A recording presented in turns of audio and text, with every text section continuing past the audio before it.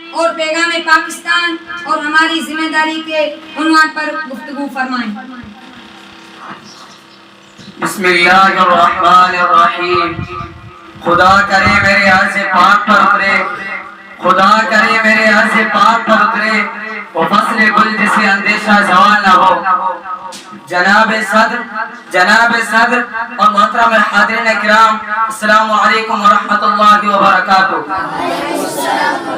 یہ ملک پاکستان ہمارے اکابر اور لاکھوں کروڑوں مسلمانوں کی بے پاک بلند ترین قربانیوں سے وجود ہوا ہے۔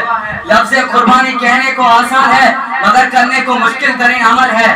ہمارا یہ ایمان ہے کہ جس طرح حضرت ابراہیم علیہ السلام اپنے پیارے بیٹے حضرت اسماعیل علیہ السلام کی قربانی نہ دیتے تو دین ابراہیمی قیامت تک اس دنیا میں نہ پھیلتا، اور جس طرح حضرت موسیٰ علیہ السلام اپنے قوم کے لیے بڑی قربانیاں نہ دیتا تو امن و رسول کا جذبہ اپنے اوائل میں ہی دم توڑ دیتا، اور جس طرح حضرت حسین رضی اللہ تعالی عنہ اپنے بچوں کے ساتھ کربلا کے میدان پر عظیم قربانی نہ دیتے تو نبی پاک صلی اللہ علیہ وسلم کا دین محمدی قیامت تک پروان نہ چڑھتا۔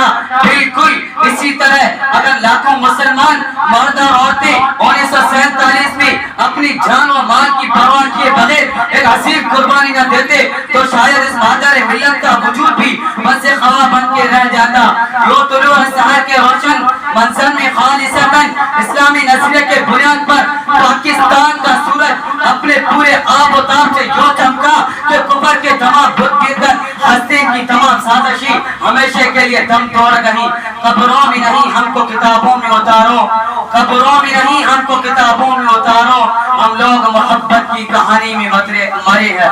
محترم ناظرین، 14 اگست کا دن صرف خوشی کا جشن منانے کا دن نہیں بلکہ یہ ہمیں سبق دیتا ہے کہ ایک تو آزادی سب سے بڑی نعمت ہے، اور دوسرا یہ کہ کسی چیز کو حاصل کر لینا کمال نہیں بلکہ اس کے حصول کو ترقی کے ذہنوں پر رواں دواں کرنا اصل کمال ہے۔ یہ دن ہمیں پیغام دیتا ہے کہ ہم جدید دور کے تقاضوں کو سامنے رکھتے ہوئے اور غیرت کے اصولوں کی پاسداری کرتے ہوئے اپنے وطن پاکستان کی ترقی میں بڑھ چڑھ کر ساری سندھی، بلوچی، پٹھان اور کشمیری کے الگ الگ نظریات میں بٹنے کے بجائے ایک پاکستانی ہونے پر فخر محسوس کریں۔ اسی طرح مختلف فرقوں اور مسالک میں تقسیم ہونے کے بجائے ایک مسلمان قوم بن کر توحید کے پرچم کو بلند کریں۔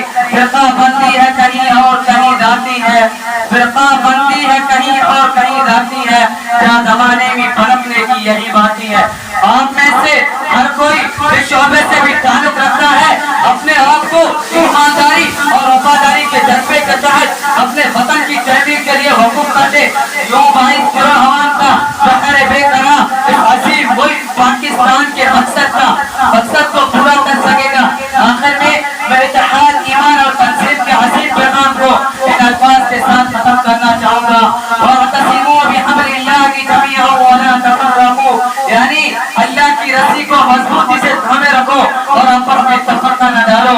فرد قائم ربط ملت سے ہے، تنہا کچھ نہیں، فرد قائم ربط ملت سے ہے، تنہا کچھ نہیں، موج ہے دریا میں اور بہوگے دریا کچھ نہیں، وما علینا الا البلاغ۔ پاکستان اے وطن اے وطن اے وطن اے وطن اے وطن، دل کی دھڑکن میں شامل وطن، مشک و عنبر میں تجھ کو بسا۔